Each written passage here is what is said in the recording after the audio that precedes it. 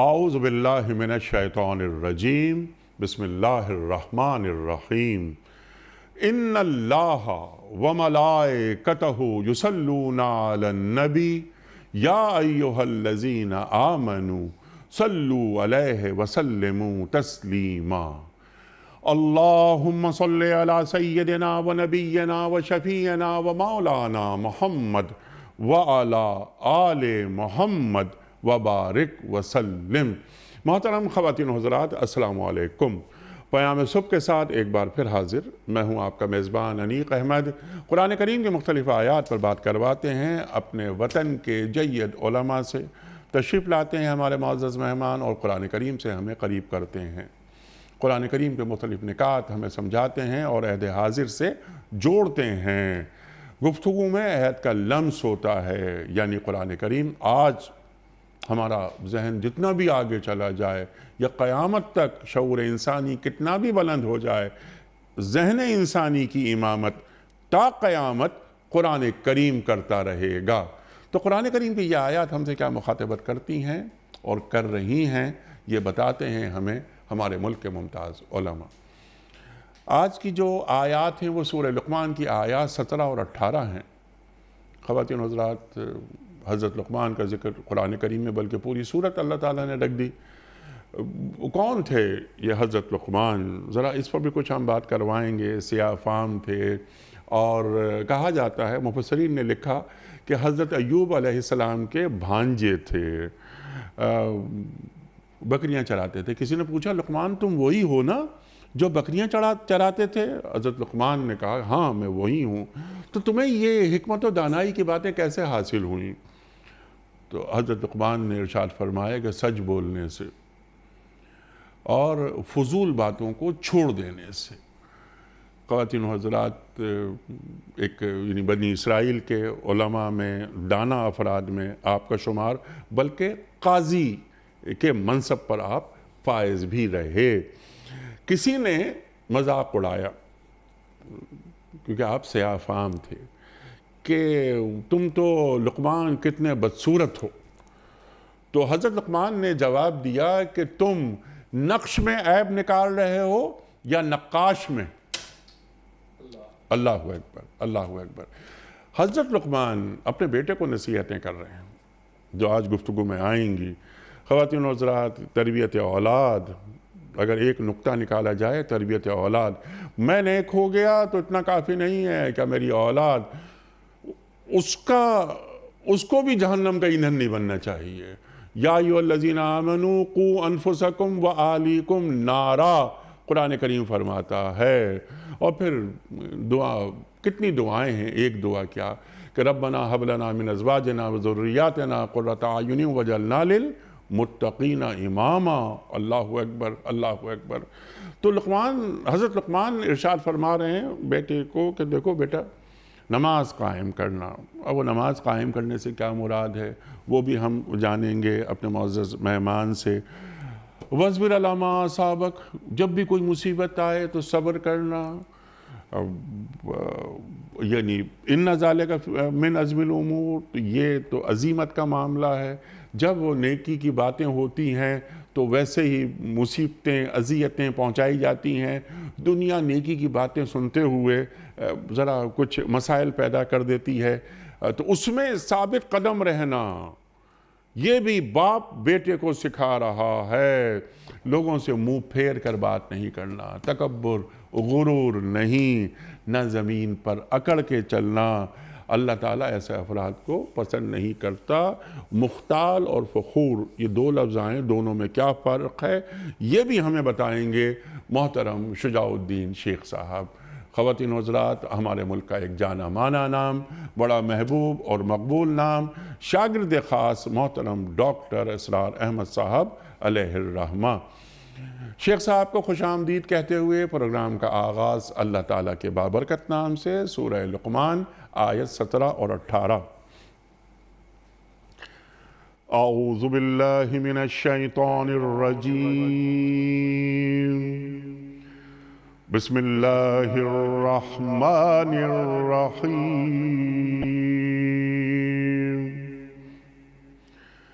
یا بنی اقم الصلاة وأمر بالمعروف وانہ عن المنکر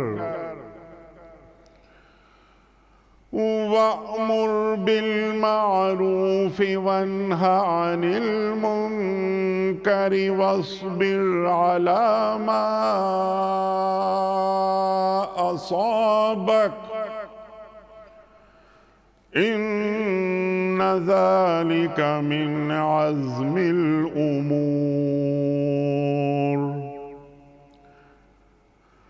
وَلَا تُصَعِّرْ خَدَّكَ لِلنَّاسِ وَلَا تَمْشِ فِي الْأَرْضِ مَرَحًا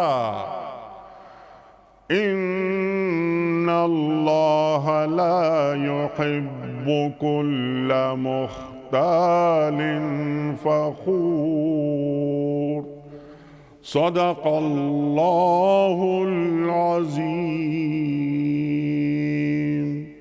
بیٹا نماز قائم کر، نیکی کا حکم دے، بدی سے منع کر، اور جو مصیبت بھی پڑے اس پر صبر کر۔ یہ وہ باتیں ہیں جن کی بڑی تاکید کی گئی ہے، اور لوگوں سے منہ پھیر کر بات نہ کر، نہ زمین میں اکڑ کر چل۔ اللہ کسی خود پسند اور فخر جتانے والے کو پسند نہیں کرتا۔ صدق اللہ العظیم۔ محترم شیخ صاحب کی خدمت میں اس سے پہلے کہ ہم رکھیں آج کے پروگرام کے حوالے سے پہلا سوال۔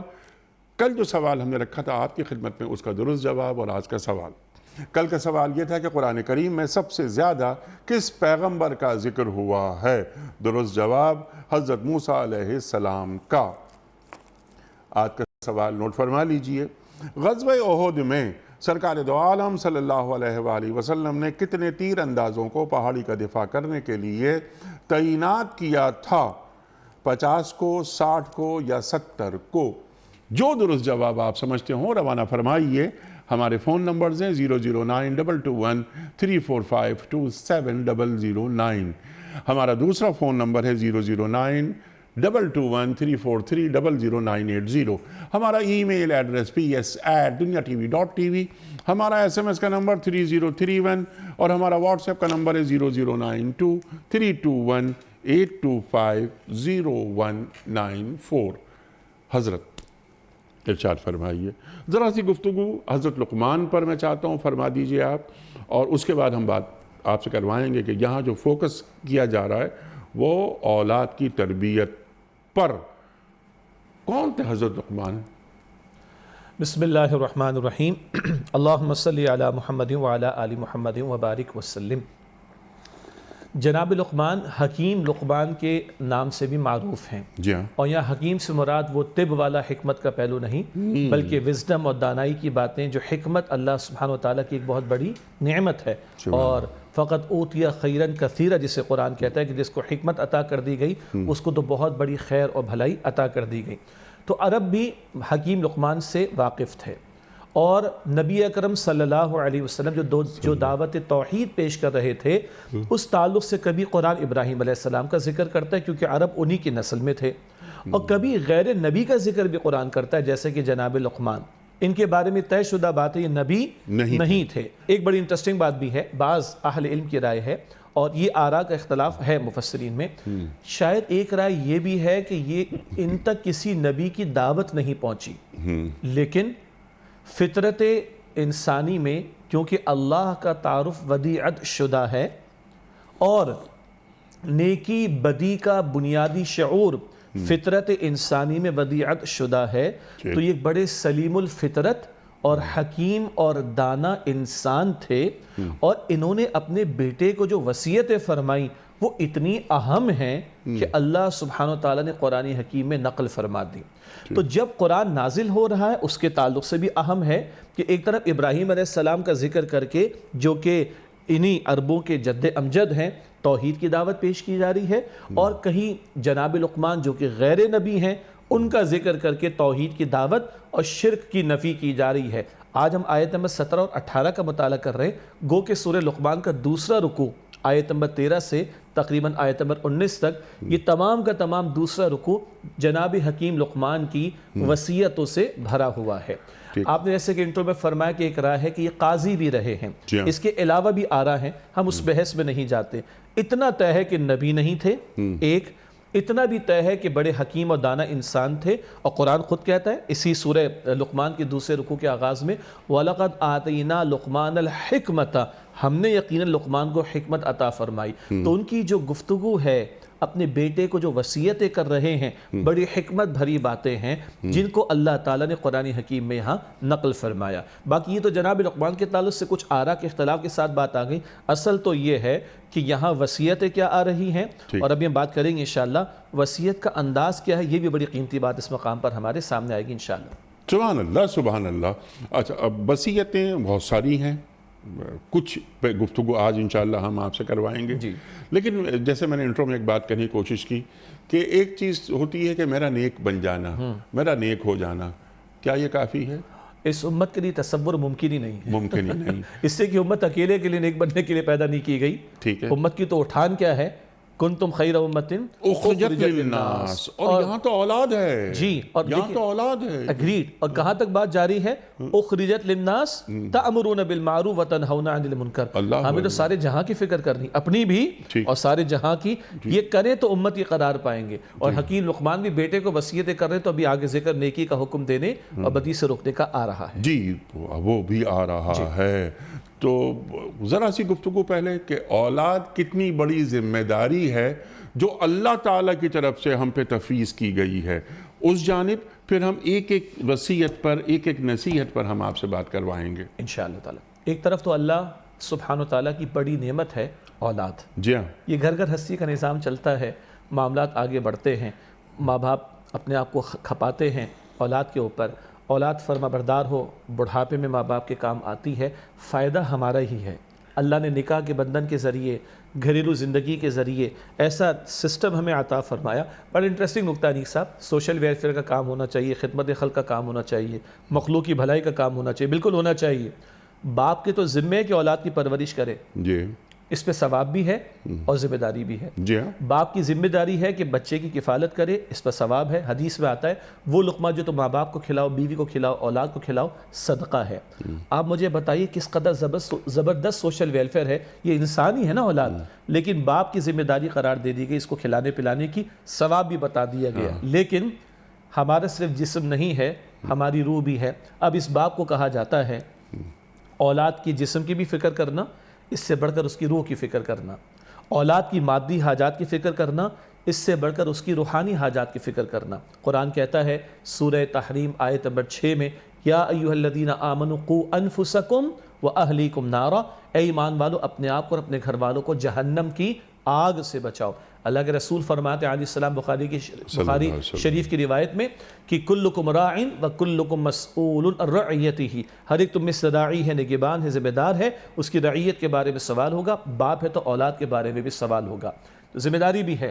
اور پھر یہی اولاد اگر نیک ہو تو کیا ہے، اللہ کے پیغمبر صلی اللہ علیہ وسلم فرماتے بندے کا انتقال ہو جاتا ہے، اس کا نام اعمال بند ہو جاتا ہے سوائے 3 کاموں کے، وہ 3 کام ایسے کہ مرنے کے بعد بھی اس کا اجر جاری رہتا ہے، جس میں ایک کیا ہے، نیک اولاد جو ماں باپ کے لیے دعا کرے۔ یہ مسلم شریف کی روایت۔ مسند احمد کی روایت ہے، ایک شخص کا درجہ بلند کیا جاتا ہے، انتقال کر گیا، درجہ بلند کیا جاتا ہے اور اس کو بتایا جاتا ہے کہ تیری اولاد نے تیرے لیے استغفار کیا، اس لیے تیرے درجے کو بلند کیا جا رہا ہے۔ تو اولاد نعمت بھی ہے، اولاد فتنہ آزمائش کا ذریعہ بھی ہے، اولاد ذمہ داری بھی ہے، اور اولاد کو نیک بنا لو تو خدا کی قسم اس سے بڑی میری اور آپ کی کوئی انویسٹمنٹ نہیں۔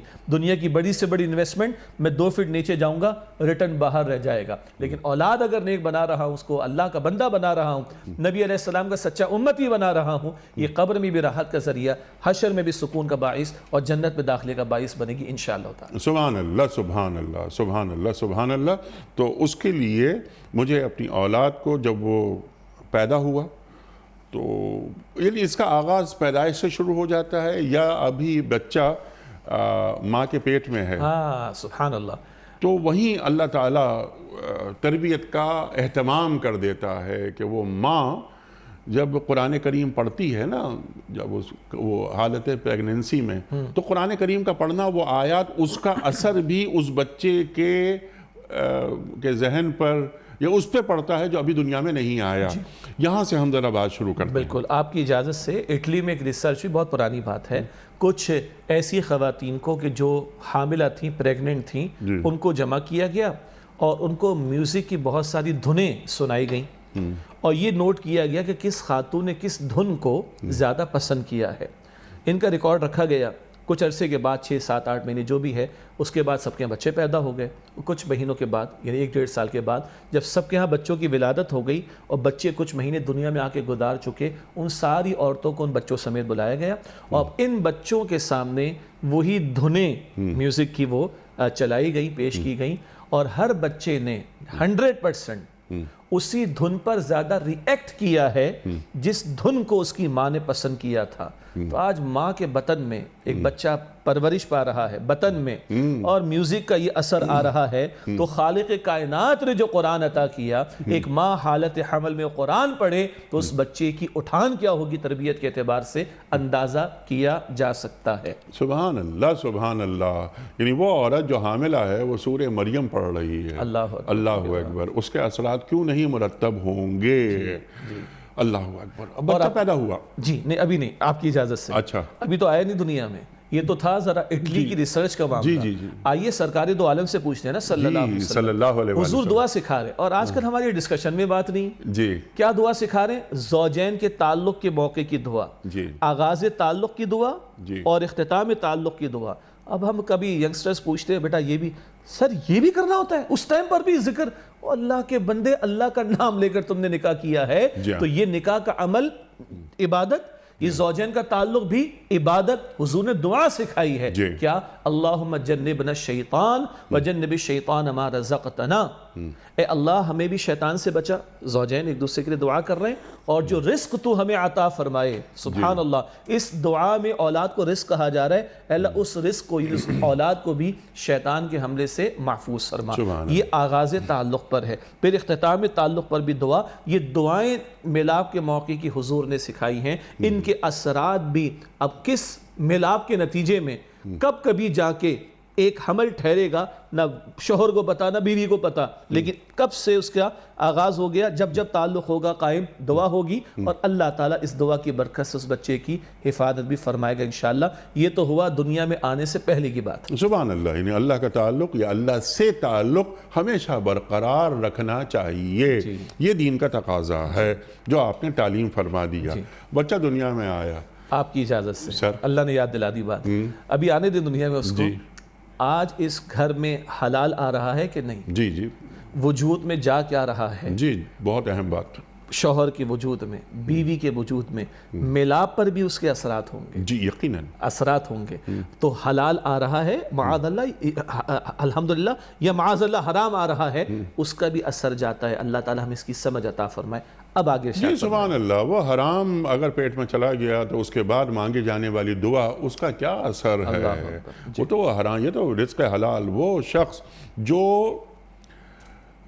حجلہ عروسی میں بھی دعائیں مانگ رہا ہے اور اللہ کو اپنے ساتھ رکھ رہا ہے تو اس کے پیٹ میں حرام جانا تھوڑا سا مشکل ہے. مشکل، یہ میچ نہیں ہوتی. اس لیے یہ میچ نہیں ہو رہی. ذرا سا اب ہم آگے آ جاتے ہیں. بچہ دنیا میں آ گیا، مسلمان گھرانے کا بچہ ہے اور جب اس کا نام رکھا جا رہا ہے اس سے پہلے کیا ہے؟ اس کے کان میں اذان اور دوسرے کان میں اقامت.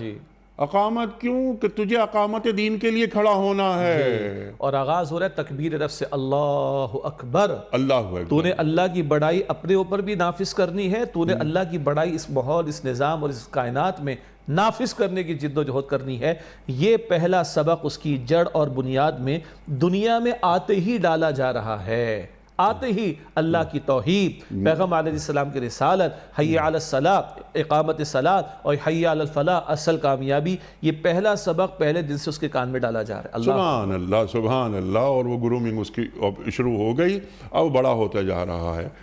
اب ہم آ جاتے ہیں فوراً اس بات پر. حضرت لقمان یہ دعا مانگ رہے ہیں اور سکھا رہے ہیں، نصیحتیں کر رہے ہیں اولاد کے تعلق سے. نا یہ نماز قائم کرنا بیٹا. یعنی پڑھنا اور قائم کرنا. جی ارشاد فرمائیے کیا فرق ہے اس میں؟ جی اس پر بھی آتے ہیں، لیکن میں نے اشارہ کیا تھا کہ یہاں انداز بڑا عجیب آیا، یا بنیا. جی میرے بیٹے. ہاں، اور بعض اہل علم نے ترجمہ کیا ہے، بڑا خوبصورت ترجمہ ہے، اے میرے پیارے بیٹے. جی جی یعنی اولاد سے مخاطبت کا انداز بھی قرآن سکھا رہا ہے. جی سبحان وہ اللہ. قرآن جو ساری کائنات کی بات کرتا ہے، قیامت اور اس کے بعد تک کے معاملات کی باتیں کرتا ہے، وہ آپ کے میرے گھر کے مسائل بھی بیان کر رہا ہے. تو اولاد کے ساتھ مخاطبت کا انداز کیسا ہے؟ یہ اللہ کی نعمت بھی ہے، میری ذمہ داری بھی ہے، اور میری انویسٹمنٹ بھی ہے مستقبل کے اعتبار سے. تو اولاد کو پکارنا، اولاد سے کلام کرنا پیارے انداز میں، ماشاءاللہ. یعنی اے میرے پیارے بیٹے. ہاں سبحان اللہ. اچھا ہم نے اپنے گھر میں بات کی اور ماشاءاللہ بچے بچیاں حفظ بھی کر رہے ہیں، ان کو سمجھ بھی آتی ہے. تو اب ہم جب کہتا ہوں نا میں سے بیٹا نہیں ابا آپ کہیں، پاپا آپ کہیں اے میرے پیارے بیٹے، تو اللہ کرے کہ ہمارے گھروں میں یہ بات چلے. تو جناب لقمان ہمیں یہ بھی سکھا رہے ہیں، اللہ ان کی وصیت کو قرآن میں نقل کر کے گویا ہمیں سکھا رہا ہے مخاطبت بھی ہو تو اے میرے پیارے بیٹے اس انداز سے. اچھا جی اب فوراً پہلی بات کیا آ رہی اس آیت میں؟ اقیم الصلاۃ، نماز کو قائم کرو. ہم زیادہ تفصیلی بحث میں نہیں جا رہے کہ جناب لقمان کے دور میں معاملہ کیا تھا نماز کا طریقے کا، وہ علمی مباحث ہیں. ہم تو یہ کہہ رہے ہیں ہم جانتے ہیں کہ صلاۃ کسے کہا جاتا ہے، لیکن آپ نے بجا سوال فرمایا کہ نماز پڑھنے کا ذکر نہیں آتا، نماز قائم کرنے کا ذکر آتا ہے. تو نماز کا قائم کرنا کیا ہے؟ نماز کے آغاز سے پہلے کے آداب کا لحاظ رکھنا، نماز کے دوران میں جو آداب ہے ان کا لحاظ رکھنا، اور نماز کے بعد جو آداب ہے ان کا لحاظ رکھنا. پہلے سے مراد کیا ہے؟ وہ ظاہر کی پاکیزگی بھی، نیت کی پاکیزگی بھی، شرائط کا پورا ہونا، وقت کا پورا اینڈ سو آن. دوران نماز کیا ہے؟ پورا خشوع اور خضوع کا معاملہ. فلاح کی بات ابھی آئی تھی نا، حی علی الفلاح، تو سورہ مؤمنون کے آغاز میں آتا ہے قد افلح المؤمنون الذین هم فی صلاتہم خاشعون. کون سے ایمان والے فلاح پائیں گے، اصل کامیابی؟ صرف نمازی نہیں، سبحان اللہ، الذین هم فی صلاتہم خاشعون، جو اپنی نمازوں میں خشوع اختیار کرتے ہیں. خشوع کا مطلب جھک جانا ہے، عاجزی ہے، انکساری ہے، توجہ کا ہونا ہے، پورے آداب کے ساتھ نماز کو ادا کرنا. اگر ایک حدیث کا حوالہ آ جائے تو کفایت کرے گی بات، جب نماز کو کھڑے ہو ایسے ادا کرو گویا تمہاری زندگی کی آخری نماز. ٹھیک. اب نماز کے بعد کیا ہے؟ اقامت الصلاۃ. نماز سے بڑا کس کو مانا؟ اللہ کو. کس کی مانی؟ اللہ کی. سلام پھیرنے کے بعد بھی وہی معبود ہے. مسجد کے باہر، دکان میں بھی، پارلیمنٹ میں بھی، اور ہر جگہ بھی وہی معبود ہے. تو ایک اللہ اکبر کی صدا مسجد سے بلند ہوئی، ایک اللہ اکبر میں نے کہا سجدے ادا کیے، ایک اللہ اکبر اور بھی ہے. یا وسعت افلاک میں تکبیر مسلسل، یا خاک کی آغوش میں تسبیح و مناجات. وہ مذہب مردان خود آگاہ ہو خدا مست، یہ مذہب ملا و جمادات و نباتات.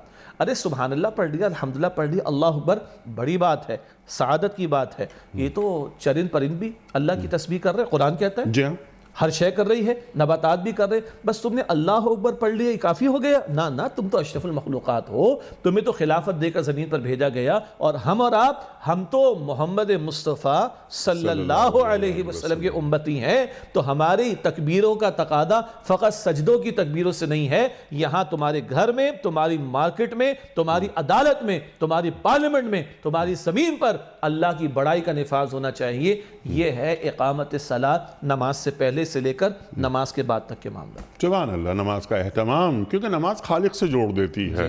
اللہ اکبر، اللہ اکبر، دل کو نور عطا کر دیتی ہے.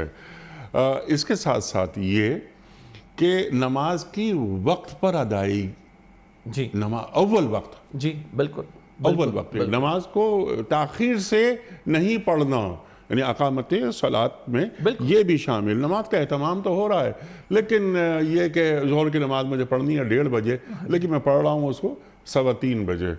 تو میں 3:15 بجے گیا، 3:15 بج گئے اور اب مجھے نماز پڑھنی ہے. اہمیت نماز زندگی میں کتنی اہم ہے، پرائرٹی ہونی چاہیے اس کی. اللہ کے رسول کیا فرمایا صلی اللہ علیہ وسلم کہ مسلمان اور کافر میں جو بنیادی فرق ہے وہ نماز کا ہے. وہ نماز کا فرق ہے.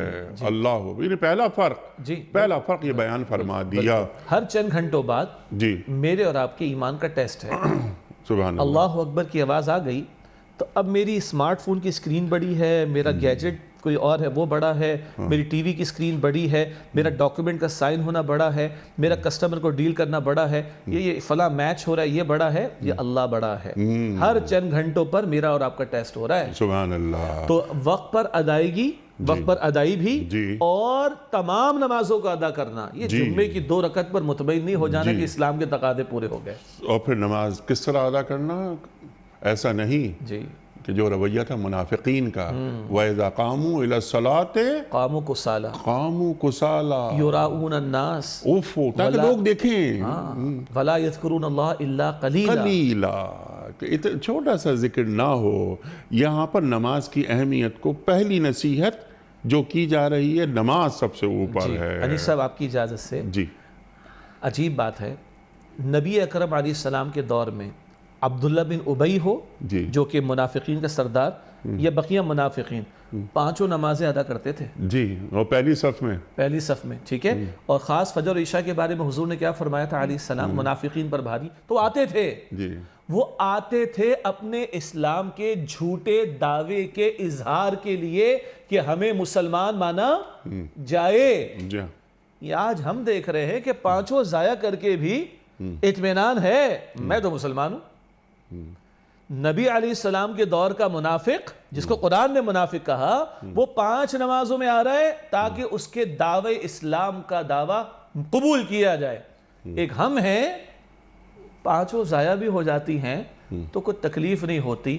عجیب بات ہے، ان کو منافق بھی کہتے ہیں، ان کے بارے میں آیتیں بھی سنا دیتے ہیں، اور اللہ، بس میرا خیال سے میسیج از کنویٹ۔ جی اللہ اکبر، کہ نماز کی اہمیت ایک مسلمان کی زندگی میں کیا ہے؟ جی الصلاۃ عماد الدین، جی، الصلاۃ معراج المومنین، یہ اللہ کے رسول فرما رہے ہیں صلی اللہ علیہ نماز وسلم۔ دین کا ستون ہے، اور جس نے اس کو قائم کیا اس نے دین کی عمارت کو قائم رکھا، جس نے اس کو ترک کر دیا، اس کو بھلا دیا، اس کو فراموش کر دیا، اس نے دین کی عمارت کو گویا کہ ڈھا دیا۔ ٹھیک ہے، اور الصلاۃ معراج المومنین؟ جی، اس بارے میں ایک بات یہ ہے کہ بعض اہل علم کا خیال تو یہ ہے کہ یہ قول رسول نہیں ہے صلی اللہ علیہ وسلم، البتہ جملہ اچھا ہے، جملے کے طور پر بات اچھی ہے۔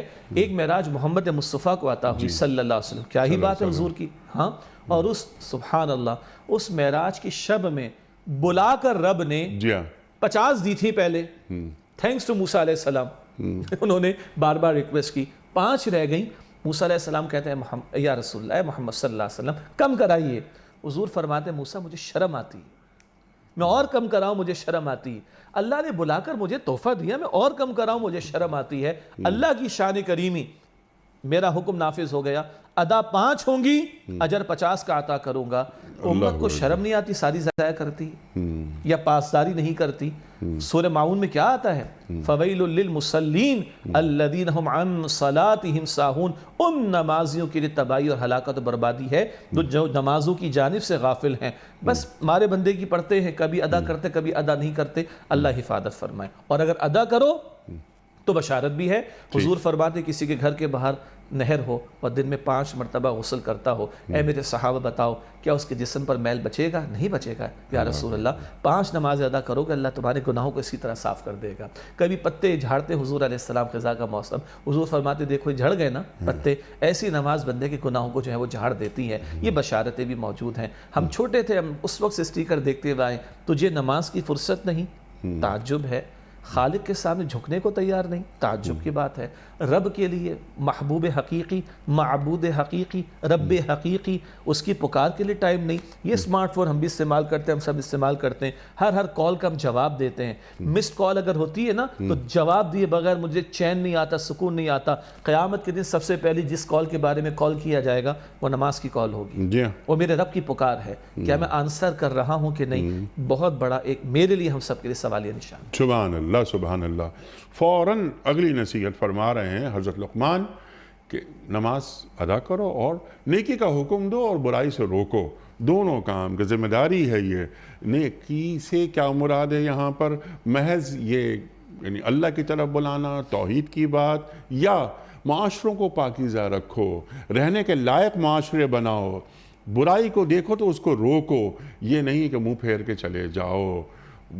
قرآن کریم فرماتا ہے نا کہ بنی اسرائیل میں سے کچھ لوگوں نے کیا کیا تھا کہ برائی کو دیکھتے تھے، ٹوکتے نہیں تھے، تو ان پر حضرت داؤد علیہ السلام اور حضرت عیسیٰ علیہ السلام کی زبان سے لعنت بھیجی جا رہی ہے قرآن کریم میں. بالکل سورۃ المائدہ میں ذکر آتا ہے اس بات کا. ارشاد. اب یہ جو دو باتیں آئی نا، یعنی دوسری اور تیسری وصیت اس آیت میں جو ہم سمجھ رہے ہیں کہ بیٹا اے میرے پیارے بیٹے نیکی کا حکم دو اور بدی سے روکو.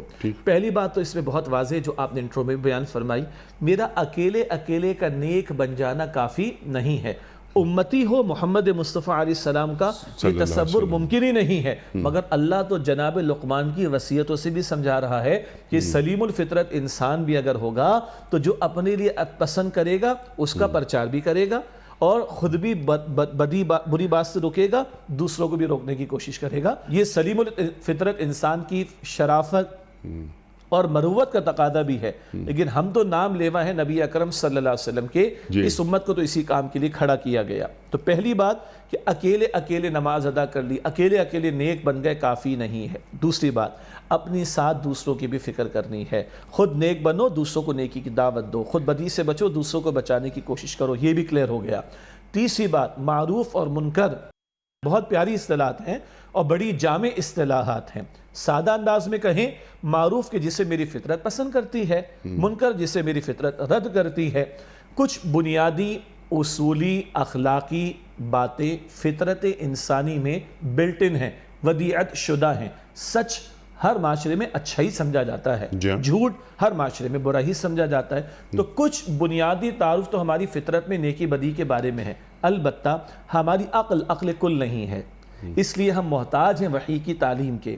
تو پیغمبر آ کر پھر تکمیلی تعارف عطا کرتے ہیں کہ یہ صحیح ہے، یہ غلط ہے. تو آل انکلوسیو پیکج کیا ہوگا کہ جو اللہ کے دین نے تمہیں بتایا خیر ہے، اچھا ہے، بھلائی ہے، اور کچھ وہ ہے جو فرائض کے درجے کی چیزیں، واجبات کے درجے کی چیزیں، خود بھی عمل کرو، دوسروں کو بھی ان کا حکم دو. امر کا بھی ہم اور مفہوم بیان کریں گے انشاءاللہ. اسی طرح اللہ کے پیغام نے، اللہ کی وحی نے جو بتا دیا کہ یہ منکر ہے، یہ اللہ کے نزدیک غلط ہے، اللہ کے نزدیک ناپسندیدہ ہے، اب خود بھی اس سے بچو اور دوسروں کو بچانے کی بھی کوشش کرو. اب یہ جو امر بالمعروف نہی عن المنکر، امر اور نہی، اس میں حکم کا مفہوم بھی ترجمے کے طور پر بیان کیا جاتا ہے. ہم یہی ترجمہ کرتے ہیں، نیکی کا حکم تو بدی سے روکو. حکم میں تب دے سکتا ہوں جب میرے پاس اتھارٹی ہوگی، تب جب میرے پاس اختیار ہوگا تو فرق ہو جائے گا. مثلا جناب لقمان کے بیٹے وہ حکم دے سکتے ہیں اپنے بیٹے کو، میرا بیٹا میں اپنے بیٹے کو حکم دے سکتا ہوں، میں محلے والوں کو حکم نہیں دے سکتا. کیوں؟ اس کے لیے فقہا کہتے ہیں قوت نافذہ ہونی چاہیے. میرا بیٹا 7 سال کا ہو تو پیغمبر صلی اللہ علیہ وسلم فرماتے ہیں 7 سال کا ہو جائے تو نماز کی تلقین کرو، ارے 10 سال کا ہو جائے بستر بھی علیحدہ کر دو اور سختی کا معاملہ کرو. اپنے بچے پہ شاید میں سختی کر جاؤں گا، محلے والوں پر سختی نہیں کر سکتا. تو یہ جو ہم کہتے ہیں نا نیکی کا حکم دو، تو جب اختیار نہیں ہوگا تو یہ ایک دعوت ہوگی، تبلیغ ہوگی، ایڈوائز ہوگی، التجا ہوگی. اور جب اختیار ہوگا تو پھر میں حکم بھی دے سکتا ہوں. یہی وجہ ہے فرد سے لے کے نظام تک اللہ چاہتا ہے کہ یہ کام ہو. چنانچہ سورہ الحج آیت نمبر 41 اہل اقتدار کے لیے کیا فرمایا؟ الذین ان مکناہم فی الارض اقاموا الصلاۃ وآتوا الزکاۃ وَأَمَرُوا بِالْمَعْرُوفِ وَنَهَوْا عَنِ الْمُنْكَرِ. جنہیں اقتدار اور اختیار عطا کریں گے نماز قائم کریں گے، ابھی پورا نظام صلاۃ آئے گا، اور زکوٰۃ ادا کریں گے، زکوٰۃ کا پورا نظام ہوگا، اور وہ نیکی کا حکم دیں گے اور وہ بدی سے روکیں گے. جیسا کہ یہاں بیان کیا گیا، یہاں بیٹے سے مخاطبت ہو رہی ہے، وہاں حکمران سے ہو رہی ہے. جی بالکل. حکمران وہ قوت نافذہ، تمہارے پاس قوت نافذہ تھی تو تم نے اپنی ریاست میں نیکی کا حکم دیا، برائی سے روکا، سد ذرائع کیے، یا اپنے ماحول کو ویسے ہی گندہ رہنے دیا. پاکیزگی تم لا سکتے تھے اپنے معاشروں میں، تو حکمران سے پوچھا جائے گا. بالکل ٹھیک ہے. تو یہ کینوس بڑا ہو گیا. اولاد سے یہ حکمران تک بات سورہ حج آیت نمبر 41 جو آپ نے بیان فرما دی. تو فوراً پھر اللہ تعالیٰ فرماتا ہے اللہ اکبر، اور بچے کو بتایا جا رہا ہے وَاصْبِرْ عَلَىٰ مَا أَصَابَكَ. اب یہ مصیبتوں پہ صبر کرنا، کیا ہم اپنے بچوں کو سکھاتے ہیں؟ میں سوچ رہا تھا یہ آیت پڑھتے ہوئے کہ ہم بچوں کو بہت سچ بولنا چاہیے، تلقین کرتے رہتے ہیں وغیرہ، خیال رکھنا چاہیے، دوستوں کے کام یعنی انسان کے کام آنے چاہیے، کلاس میں ایسا کرنا وغیرہ وغیرہ. تم پہ کوئی مصیبت آئے تو اس پہ صبر کرنا. اب یہ سب انما یوفی الصابرون اجرہم بغیر حساب، جی یعنی اتنا بڑا اجر تو قرآن کریم میں کہیں پہ بھی نہیں ہے جو صبر کا اجر بتایا جا رہا ہے. اولئک یجزون الغرفۃ بما صبروا، اللہ جنت کے بالا خانے عطا ہوں گے ان کے صبر کی وجہ سے. اللہ اکبر. تو یہاں اولاد کو جو صبر کی نصیحت کی جا رہی ہے وہ کن معنوں میں ہے؟ جی پہلی بات جو آپ نے درمیان میں ایک اشارہ کیا تھا، میں چاہتا ہوں اس کو بھی ہم جوڑ لیں. نہیں عن المنکر آیا نا، جی جتنا نیکی کا حکم دینا ضروری ہے اتنا ہی بدی سے روکنا بھی ضروری ہے. جی ہاں ہمارے کانسیپٹ ہے بس نیکی نیکی کی بات کرو، میٹھی میٹھی بات کرو، اچھی اچھی بات کرو. ایک اور تصور ہے ارے نیکی اتنی پھیلا دو کہ بدی کا سوچ ہی نہ لو. اب یہ اپیرنٹلی بڑا اچھا فلسفہ ہے، لیکن میرا فلسفہ نہیں چلے گا، میرے رب کی بات چلے گی. قرآن میں 10 جگہ، ایک نہیں، 2 نہیں، 5 نہیں، 10 جگہ یہ بات ایک ساتھ آئی ہے. نیکی کا حکم دینا، بدی سے روکنا. 10 مقامات ہیں انکلوڈنگ یہ آیت کہ جہاں نیکی کا حکم دینا، بدی سے روکنا ساتھ ساتھ آیا. اور بدی سے روکنا کتنا اہم ہے وہ بنی اسرائیل کا بھی آپ نے ذکر کیا کہ جب ان کے اہل علم نے برائی سے روکنے کے فریضے کو ترک کر دیا تو اللہ نے پیغمبروں کی زبان سے لعنت کروائی ان کے اوپر. اور اللہ کے پیغمبر فرماتے صلی اللہ علیہ وسلم تم لازماً نیکی کا حکم دو گے، تم لازماً بدی سے روکو گے، اور اگر تم نے فرض انجام نہ دیا تو اندیشہ ہے کہ تم پر اللہ کا عذاب آئے گا، پھر تم دعائیں کرو گے، اللہ تمہاری دعائیں قبول نہیں کرے گا. یہ جامع ترمذی شریف کی روایت ہے. آپ پچھلی قوموں کے حالات دیکھ لیں جو قرآن بیان کرتا ہے.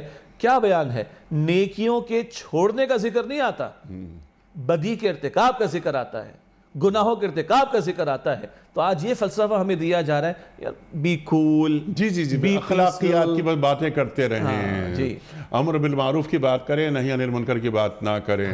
اللہ اکبر. اچھا یہ تو خیر وہ جو کچھ بڑوں کے معاملات ہیں ہم تو ان کی بات نہیں کر رہے، لیکن ایک عام آدمی، ہمارے معاشروں میں رہنے بسنے والا آدمی، ہمارے معاشروں میں زندہ رہنے والا آدمی، سانس لینے والا آدمی، ہم ان کی بات کر لیتے ہیں، اپنی بات کر لیتے ہیں. دینی شاعر کا مذاق اڑ جاتا ہے تو کیا میرے ماتھے پر کوئی شکن نمودار ہوتی ہے؟ جی کیا میں یہ کہتا ہوں کہ اس کو اعتراض کرتا ہوں کہ یہ بدی ہو رہی ہے، روک دیں اسے؟ ریاست مدینہ کی بات ہوتی ہے نا، وہ تو ہونے لگی ہے. اللہ اکبر. یہ جو کراچی ہے، مجھے نہیں معلوم کہ آپ کے علم میں یہ بات ہے یا نہیں ہے، لیکن ہم کیونکہ بہت زیادہ سوسائٹی میں اٹھتے ہیں بیٹھتے اندر جاتے ہیں. یہ جو کراچی ہے نا، ہمارا اور آپ کا شہر جس میں ہم پیدا ہوئے اور آج تک اسی شہر میں ہیں الحمدللہ، اور ہمیں فخر ہے اس شہر پر. 150 سے زیادہ شراب کی دکانیں ہیں اس کراچی میں جو لائسنسڈ ہیں، مطلب لائسنسڈ ہیں، جس کا ریونیو گورنمنٹ کو مل رہا ہے اور گورنمنٹ کی معیشت مضبوط ہو رہی ہے اس ریونیو سے، جس کا نام آفیشلی ہے اسلامی جمہوریہ پاکستان. جی تو وہ جو قوت نافذہ کی آپ بات کر رہے ہیں، سمجھ میں یہ نہیں آتا کہ یہ جو ریاست مدینہ کی جھلک ہونی چاہیے تھی، ہونی چاہیے نا، تو اس میں کیسے یہ کون سا 1 کلومیٹر ایسا ہے جہاں جا کر ہمارے بچے، اور بچے ہی نہیں ہماری بچیاں بھی جا کر وہ ہم باہر بیٹھ کر گاڑی میں بیٹھ کر ہم نے ریسرچ کی کہ دیکھیں کون آتا ہے اور کون جاتا ہے. بالکل تو وہاں یہ سب کچھ ہو رہا ہے. نیکی کا جو آپ نے بات کی نا کہ بدی سے روکنا، کون روکے گا؟ اور یہ بدی سے روکنا کتنا بڑا معاملہ ہے. دیکھیں میں نے ایک بات تو عرض کی کہ 10 مرتبہ قرآن نے دونوں کا ذکر ساتھ ساتھ کیا، نیکی کا حکم دینا، بدی سے روکنا. جی ہاں. اور کہاں لے کے جائیں گے؟ نبی صلی اللہ علیہ وسلم کی اس حدیث مبارک کو جو مسلم شریف میں ہے، من رأى منکم منکرا فلیغیر بیدہ، جی ہاں، فَإِن لَمْ يَسْتَطِعْ فَبِقَلْبِهِ فَإِن لَمْ يَسْتَطِعْ فَبِلِسَانِهِ فَإِن لَمْ يَسْتَطِعْ فَبِقَلْبِهِ وَذَلِكَ أَضْعَفُ الْإِيمَانِ. حضور فرماتے جو کہ تم میں سے بدی کو دیکھے، منکر کو دیکھ، اپنے ہاتھ سے بدل دے. اگر ہاتھ کی طاقت نہیں، زبان سے بدلے، اس پہ پابندی نہیں ہے. اور اگر اس کی بھی طاقت نہیں تو دل میں برا جانے، لیکن یہ ایمان کا کمزور ترین درجہ ہوگا. دوسری روایت ہے کہ اس کے بعد ایمان رائی کے دانے کے برابر بھی دل میں نہیں. اگر آج بدی کو دیکھ کر کڑن محسوس نہیں ہوتی تو اپنے ایمان کو ریوزٹ کر لینا چاہیے. لوگ کہتے ہیں آپ لوگ کچھ زیادہ جذباتی ہو جاتے ہو، مجھے اجازت دیجئے. لقد کان لکم فی رسول اللہ اسوۃ حسنہ. امت کی ماں کہتی ہے عائشہ صدیقہ رضی اللہ تعالی عنہا، حضور سے بڑھ کر کوئی مسکرانے والا نہیں. کئی صحابہ فرماتے ہیں حضور نے اپنے ذاتی معاملات میں کسی سے کوئی معاملہ نہیں کیا، انتقام وغیرہ، لیکن جب اللہ کی حد ٹوٹتی، اللہ کا حکم ٹوٹتا، تو سب سے زیادہ غصہ رسول اللہ علیہ السلام کو آیا کرتا تھا. وہ رحمت للعالمین، مگر ان کو بھی غصہ آتا تھا جب اللہ تعالیٰ کی حدود پامال ہوتی اور اللہ تعالیٰ کے احکامات کی خلاف ورزی ہوتی. یہ میرے ایمان کا تقاضا ہے. تو اگر آج کمپرومائز کیا جا رہا ہے، ہمارے ایک استاد نے بڑی اچھی بات کہی، ہم پہلے بھی ڈسکس کر چکے ہیں بھائی، کہتے ہیں محمد بن عبداللہ کی باتیں کریں آپ، جی ہاں بھائی سچ بولو تو ابو جہل کو مسئلہ تھا،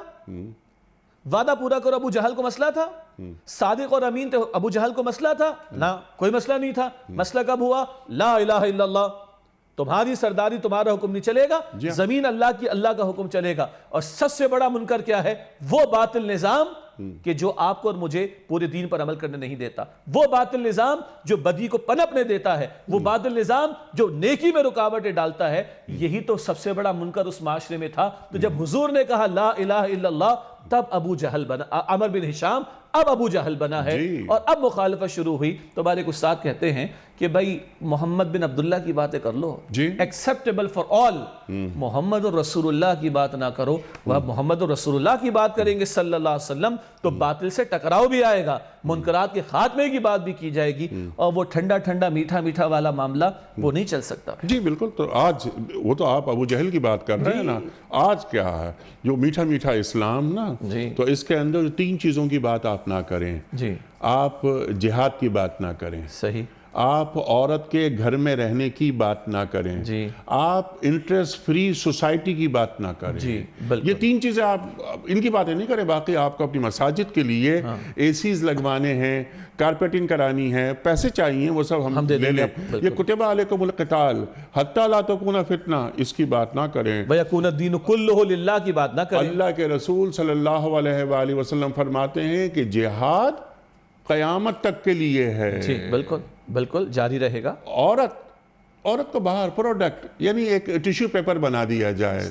کرنا فی بیوتکننا، قرآن کریم فرما رہا ہے الاحزاب کی آیت نمبر 33 کے اندر، الاحزاب کی آیت نمبر 33 کہ عورت کا اصل مقام اس کا گھر ہے، لیکن وہ نکل سکتی ہے، اس کو ضرورت پڑے وہ نکلے، باوقار انداز سے نکلے۔ اور یہ سود پر مبنی نظام، اللہ اکبر اللہ اکبر، کیا ہے وہ قرآن کی آیت کہ ابھی سب ذہن سے نکل رہی ہے، فَإِن لَمْ تَفْعَلُوا فَآذَنُوا بِحَرْبٍ مِّنَ اللَّهِ وَرَسُولِهِ، جی، اگر تم اب بھی باز نہیں آتے تو اللہ اللہ کے رسول صلی اللہ علیہ وآلہ وسلم سے جنگ کرنے کے لیے تیار ہو جاؤ۔ کیا مطلب ہے صاحب اس کا؟ کہ بے تباہی بربادی تمہارا مقدر ہوگی۔ سیدنا علی کا قول آپ نے کئی مرتبہ پیش کیا ہے کہ مقروض غلام ہوا کرتا ہے۔ آج ہم نے قرض کے بوجھ تلے اپنے آپ کو کتنا دبایا کہ ہمارا گلا ہی کیا سب کچھ دبا دیا جا چکا ہے۔ آج میرے آپ کے گھر میں جو بچہ پیدا ہوگا اس وقت رائٹ ناؤ وہ 1,75,000 اس سے زیادہ کا مقروض پیدا ہو رہا ہے۔ سر میں شیخ صاحب میں تو مقروض وغیرہ 1,75,000 کی جگہ 2,75,000 شاعر اسلامی کا مذاق اڑتا ہے۔ ہم جو بات کر رہے ہیں نا وہ یہ کہ امر بالمعروف و نہی عن المنکر، جو آپ نے بات کی، جہاں سے بات اٹھائی آپ نے حکمرانوں کی بات، سورہ حج آیت 41 وہ بھی آپ نے بیان فرمائی۔ میرا اللہ اور میرے رسول صلی اللہ علیہ وسلم یہ کیا فرما رہے ہیں؟ آپ نے جب بات فرمائی بہترین محمد بن عبداللہ اور مان لیں، جہاں محمد رسول اللہ صلی اللہ علیہ وآلہ وسلم آتے ہیں ہمیں قابل قبول نہیں، اخلاقی معاملات ہیں، سچ بولنا چاہیے۔ تو کیا کوئی غیر مسلم یہ کہتا ہے کہ جھوٹ بولنا چاہیے؟ سوال ہی پیدا نہیں، پڑوسی کا خیال رکھنا چاہیے؟ کس کو مسئلہ ہے؟ تو کیا کوئی غیر مسلم یہ کہتا ہے کہ نہیں خیال نہیں رکھنا چاہیے؟ والدین کا ادب کرنا چاہیے۔ کیا کوئی غیر مسلم یہ کہتا ہے کہ والدین کا ادب نہیں کرنا چاہیے؟ ہمارے نزدیک نیکی وہ ہے جس کو اللہ اور اس کے رسول نے نیکی قرار دیا ہے، سند رسول اللہ سے ملتی ہے کہ وہ نیکی ہے۔ بالکل۔ تو یہ کیا یہ میٹھا میٹھا اسلام، بس اس کو پختہ تر کر دو مزاج خانقاہی میں اسے۔ بالکل۔ یا ایک اور حدیث میں آپ کو سامنے پیش کروں، اللہ کے رسول علیہ السلام فرماتے، امام بہقی اس کو شعب الایمان للبہقی جو کتاب اس میں لے کر آئے، حضور فرماتے علیہ السلام کہ اللہ تعالیٰ نے جبرائیل علیہ السلام کو حکم دیا فلاں فلاں بستی کو مٹا دو، تباہ کر دو۔ جبرائیل عرض کرتے ہیں یا اللہ تیرا ایک بڑا عبادت گزار بندہ وہاں پر ہے جس سے پلک جھپکنے کی مقدار برابر تیری نافرمانی نہیں کی، اتنا انڈیویجول لیول پر نیک ہے۔ اللہ فرماتا ہے پہلے اس کو عذاب دو پھر دوسروں کو عذاب دینا۔ کیوں؟ ہماری نافرمانیاں ہوتی رہیں، ہمارے احکامات توڑے جاتے رہے اور اس کے چہرے کا رنگ بھی تبدیل نہ ہوا، تو اللہ کے رسول علیہ السلام کی حدیث ہمیں سدھارے کہ پہلے اس کو عذاب دو۔ اللہ تعالیٰ نے جبرائیل کو حکم دیا۔ تو آج اگر ہم اپنی انفرادی نیکی پر مطمئن ہو کر بیٹھ جائیں اور شاعر اسلام کا مذاق اڑایا جائے، مساجد پر آ کر ناچ گانے کرائے جائیں، اور معاذ اللہ نبی علیہ السلام کی ذات اور آپ کی حرمت پر کوئی بات آئے تو کوئی پریشانی کسی کو نہ ہو، تو پھر اپنے ایمان کی خیر منانی چاہیے۔ یہ جو ٹوٹ رہے ہیں احکامات، اللہ اور اس کے رسول کے ساتھ حالت جنگ کا معاملہ، عورت کو کھلواڑ بنا کر پیش کرنے کی بات، بے حیائی فحاشی اور یعنی کو کھلی چھوٹ دے دیا جانا دکھائے جانے کی، اور سود کے دھندے جاری رکھ کر اس قوم کو غلام بنانا، اور اس سے بڑھ کر اللہ رسول سے حالت جنگ میں لا کر کھڑا کر دینا، کوئی کوڑن اگر اس پر نہیں ہو رہی اور اپنی چند اپنے فہم کے مطابق کچھ نیکی و خیر کے اعمال پر مطمئن ہے، تو یہ حدیث سنا دیا جانا میرے خیال سے کہ کفایت ہے۔ اللہ اکبر، اللہ اکبر، استغفر اللہ، استغفر اللہ، استغفر اللہ، کہ یہ ایک یعنی کھلواڑ ایک مچا رکھا ہے۔ اللہ اکبر۔ خیر بہرحال اللہ تعالیٰ ہدایت دے ہمیں۔ ہمارا فرض تو ہے نا، ہم تو اپنی ذمہ داری پوری کریں، خود ہماری ذات پہلے مخاطب، میں اپنی بات کر رہا ہوں، لیکن اپنی ذات اور پھر آگے دوسروں کی بھی فکر کرنا ہے، ہم نے اللہ کو جواب دینا ہے، مرنا ہر ایک نے۔ انیس صاحب اگلا لمحہ آپ کا میرا ہے، مجھے کسی کو نہیں پتا۔ آپ نے فرمائی وہ کسی مولوی کا، کسی مفتی کے فرمودات نہیں ہیں، جی اللہ اور اللہ کے رسول صلی اللہ علیہ وآلہ وسلم کے احکامات ہیں یہ۔ جی اس کو کھلواڑ نہ بنایا جائے، جی اس کو کھلواڑ نہ بنایا جائے۔ اللہ اکبر۔ آپ ارشاد فرما رہے تھے کہ وَاصْبِرْ عَلَى مَا أَصَابَكَ، جو مصیبت تم پر آئے، مصائب تم پر آئے، صبر کرنا۔ پتہ چلا کہ اپنی ذات سے جب آگے بڑھوں گا نا، نیکی کی دعوت دینے کے لیے، نیکی کا حکم دینے کے لیے، بدی سے روکنے کے لیے، بدی سے بچانے کے لیے، تو مصائب تو آئیں گے، مشکلات تو آئیں گی۔ 40 برس محمد مصطفیٰ علیہ السلام موجود، اور جیسے ہی کلمہ بلند ہوا لا الہ الا اللہ، مصائب آنا شروع ہو گئے۔ ان ذالک من عزم الامور، جی یہ بڑی ہمت کے کاموں میں سے، عظیمت کے کام ہیں۔ اور آپ درست فرما رہے تھے کہ بچوں کی تربیت کس نہج پر ہو رہی ہے، ان کو بڑے ہلکے ہلکے کول ماحول دے رہے ہم، یا ان کے لیے کوئی مشقت کا معاملہ آ جائے، سختیوں کا معاملہ آ جائے تو اس کو برداشت کرنے کے قابل ہو سکیں، تاکہ کوئی بڑا مشن، جو بڑا کام ان کو امت کے حوالے سے دیا گیا، وہ اس کے حوالے سے اپنے آپ کو تیار کر سکیں، اس کی طرف بھی اشارہ ہو رہا ہے۔ سبحان اللہ، سبحان اللہ۔ شیخ صاحب آخری 2 باتیں ہیں کہ لوگوں سے منہ پھیر کر بات نہیں کرنا اور زمین پر اکڑ کے نہیں چلنا۔ کنکلوڈ کر دیجئے یہ دونوں جو نصیحتیں ہیں ان پر گفتگو فرمائیے، اور آج ہم نے کیا سیکھا؟ جی ارشاد۔ وَلَا تُسَاعِرْ، سعر کہتے ہیں جب اونٹ کوئی بیماری لگ جاتی ہے، اس کی گردن اکڑ جاتی ہے اور ایک طرف وہ منہ پھیرے رہتا ہے، تو بتایا جا رہا ہے کہ گال نہ پھلاؤ، لوگوں سے خوش اخلاقی کے ساتھ، اسمائلنگ فیس کے ساتھ، اچھے انداز سے ملو، اپنے یعنی دولت کا نشہ اور اقتدار کا نشہ اور کرسی کا نشہ اور منصب کا نشہ تمہیں لوگوں سے منہ پھیرنے کی طرف نہ لے جائے۔ مختال یہ خیل گھوڑے سے ہے، گھوڑے کی چال میں ایک ذرا تمکنت ہوتی ہے نا، اظہار کرتا ہے وہ، تو نہ خود تم اتراؤ، نہ اپنی اس بڑائی کی تم دوسروں پر دھونس جمانے کی کوشش کرو۔ الفاظ کی تفصیل کا زیادہ موقع نہیں، بتائے جا رہا ہے کہ لوگوں کے سامنے تکبر کا اظہار نہ کرو، کیونکہ الکبر ردائی۔ جی تکبر اللہ فرماتا ہے، حدیث قدسی میری چادر ہے، اور جو مجھ سے لینا چاہے گا میں اس کو برباد کر کے چھوڑوں گا، اور حضور فرماتے ہیں علیہ السلام جس کے دل میں رائی کے دانے کے برابر بھی تکبر ہوگا وہ جنت میں داخل نہ ہوگا۔ اور باپ بیٹے کو سکھا رہا ہے تو یہ تربیت شروع دن سے ہونی چاہیے، کلاس روم میں بھی نہیں کہ میرے مارکس آ گئے تو میں اکڑ جاؤں، اور اگر میں پروفیشنل لائف میں آ گیا تو یہ نہیں کہ میں اکڑ جاؤں کہ آج میں فلاں جگہ پر آ گیا، نہیں، میرے رب کا احسان، میرے رب کی عطا، میرے رب کا شکر، گھر سے تربیت شروع ہو اور اجتماعی سطح تک تربیت جائے۔ تکبر کا اظہار نہ کرو، بڑائی کا اظہار نہ کرو، اپنے آپ کو کچھ نہ سمجھو، کوئی خیر خوبی ہے الحمدللہ رب العالمین، اس کو اللہ کی طرح منسوب کرنا چاہیے۔ سبحان اللہ، سبحان اللہ۔ نہ متکبرانہ خیالات، نہ تکبر آمیز اعمال۔ بالکل صحیح، خیالات کو بھی پاک رکھیں، عاجزی کی روش پہ رہنا چاہیے، سر جھکا کے رہنا چاہیے، ورنہ اللہ تعالیٰ پھر الٹ دیتا ہے۔ علی صاحب اس پوری کائنات میں اللہ نے سب سے بڑھ کر نوازا محمد مصطفیٰ صلی اللہ علیہ وسلم، سب سے بڑھ کر، اور حضور کی عاجزی کیا ہے؟ اے اللہ مجھے مسکینوں میں رکھ، مجھے مسکینوں میں اٹھا۔ صحابہ کرام کے درمیان بیٹھ جاتے اور کوئی اپنے لیے کوئی اعزازی کیفیت اختیار نہ کرتے، تو باقی ہما شما ہم بیچتے کیا ہیں؟ ہے کیا ہمارے پاس؟ فرمایا اللہ کے رسول صلی اللہ علیہ وآلہ وسلم کا، آپ فرما رہے ہیں صلی اللہ علیہ وآلہ وسلم، اے اللہ مجھے اپنی نگاہوں میں چھوٹا اور سامنے والے کی نگاہوں میں بڑا بنا دے۔ یہ جن کے لیے یہ کائنات تخلیق پائی، وجہ وجود کائنات محمد مصطفیٰ احمد مصطفیٰ صلی اللہ علیہ وآلہ وسلم یہ فرما رہے ہیں، تو باقی کسی کی کیا ہماری حیثیت کیا؟ ایک ہم دیکھتے ہیں، دن رات دیکھتے ہیں کہ اور یہ تکبرانہ روش، اللہ اکبر، اور ان میں سے بھی اکثر 2 نمبر کا مال حاصل کر لینے کے بعد وہ چاہتے ہیں کہ ان کے اس تکبر کو سلام کیا جائے، ان کی قدر کی جائے، یعنی حرام در حرام گناہ در گناہ اور چوری اوپر سے سینہ زوری والا رویہ کہ حرام کے لقمے پیٹ میں ڈالو، حرام سے آمدنی کماؤ اور حرام سے تکبر جو ہے وہ ساری چیزیں اختیار کر کے اب چاہو گے تمہارے اس تکبر کو لوگ اپریشیٹ کریں۔ اللہ تعالیٰ حفاظت فرمائے، اللہ تعالیٰ حفاظت فرمائے، حرام سے بھی بچائے اور تکبر سے بھی محفوظ۔ سبحان اللہ سبحان اللہ۔ عوام الناس کی بھی ایک ذمہ داری ہے شیخ صاحب۔ ابھی ایک خیال ذہن میں آیا کہ اس طرح کے متکبر اور حرام خور افراد کی جو وہ عزت کرتے ہیں ان کے مقابلے میں کہ جن کے گھروں میں صرف اور صرف حلال آتا ہے، جو عورتیں اپنے شوہروں کو منع کرتی ہیں حرام کہ اس گھر میں حرام نہیں آئے گا، وہ مائیں منع کرتی ہیں بیٹوں کو اس گھر میں حرام نہیں آئے گا، تو یہ عوام الناس ان حرام خوروں کا کیوں خیال رکھتے ہیں؟ کیوں ان کی عزتیں کرتے ہیں؟ کیا شرفا کی عزت پر ڈاکہ نہیں ہے؟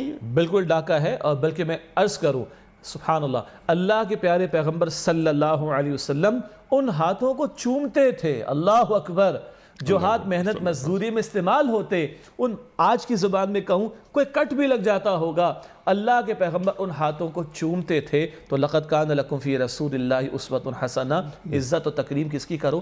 حلال کمانے والے کی، قناعت کرنے والے کی، حرام خور کی عزت نہیں ہونی چاہیے، یہ اللہ کے پیغمبر سکھا رہے ہیں صلی اللہ علیہ وسلم۔ صلی اللہ علیہ وآلہ وسلم۔ شیخ صاحب بڑا ممنون، بڑا شکر گزار آپ تشریف لائے۔ خواتین حضرات، ہمارے علماء کو اللہ سلامت رکھے، تشریف لاتے ہیں اور ہماری جو علمی کمی ہوتی ہے اسے پورا کر دیتے ہیں، قرآن کریم سے ہمیں قریب کر دیتے ہیں۔ قرآن کریم ہمیں کیسا دیکھنا چاہتا ہے، قرآن کریم ہمیں کہاں دیکھنا چاہتا ہے۔ خواتین حضرات، یہ زمین والوں سے اللہ کا آخری کلام ہے اور یہ ہدی للناس ہے۔ ہم تو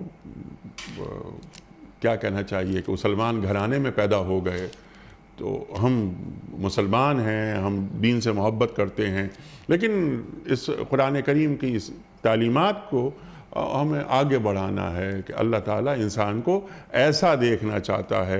اور حضرت لقمان نے جو نصیحتیں کی اولاد کو، کیا ہم یہ نصیحتیں اپنی اولاد کو کر رہے ہیں؟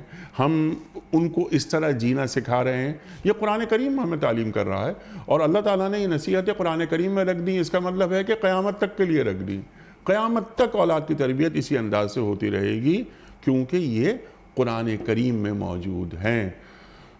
تو بہترین آدمی وہ ہے کہ جس کے اعمال بہترین ہیں، ورنہ اچھی باتیں تو برے لوگ بھی کر لیتے ہیں۔ یہ فرما رہے ہیں امیر المومنین حضرت علی مرتضیٰ کرم اللہ وجہہ۔ وقت مکمل ہوا ہمارے آج کے پروگرام کا۔ کوئز کل کا سوال ہمارا یہ تھا کہ قرآن کریم میں سب سے زیادہ ذکر کس پیغمبر کا ہوا ہے؟ درست جواب حضرت موسیٰ علیہ السلام کا۔ آج کا سوال نوٹ فرما لیجئے۔ غزوہ احد میں سرکار دو عالم صلی اللہ علیہ وآلہ وسلم نے کتنے تیر اندازوں کو پہاڑی کا دفاع کرنے کے لیے تعینات کیا تھا؟ 50 کو، 60 کو یا 70 کو؟ جو درست جواب آپ سمجھتے ہوں روانہ فرمائیے۔ ہمارے فون نمبرز ہیں 0092213452709، ہمارا دوسرا فون نمبر 009221343000980، ہمارا ای میل ایڈریس ps@duniatv.tv، ہمارا SMS کا نمبر 3031، اور ہمارا واٹس ایپ کا نمبر ہے 0092321825019 وقت ہے قرآن دازی کا۔ محترم شیخ صاحب نے ایک پرچی نکالی اور اس پرچی میں اعجاز ہمایوں صاحب ہیں گجرانوالہ سے۔ اعجاز ہمایوں صاحب گجرانوالہ سے آپ کی خدمت میں دنیا ٹی وی کی جانب سے دینی کتب پر مشتمل یہ گفٹ ہیمپر آپ کے گھر بذریعہ کوریئر روانہ کیا جا رہا ہے۔ آپ کو بہت بہت مبارک ہو۔ اختتام ہوتا ہے پیام صبح کا روزانہ قول پر، اور وہ قول ہوتا ہے صاحب نہج البلاغہ امیر المومنین حضرت علی مرتضیٰ کرم اللہ وجہہ کا۔ آپ فرماتے ہیں کہ جب اختیارات زیادہ ہو جائیں تو خواہشات کم ہو جانی چاہیے۔ جب اختیارات زیادہ ہو جائیں تو خواہشات کم ہو جانی چاہیے۔ سبحان اللہ سبحان اللہ۔ کاش ہمارے جو حکمران وہ حضرت علی کرم اللہ وجہہ کے اس قول کو پیش نظر رکھیں۔ اپنے میزبان انیق احمد کو کل تک کے لیے خدا حافظ۔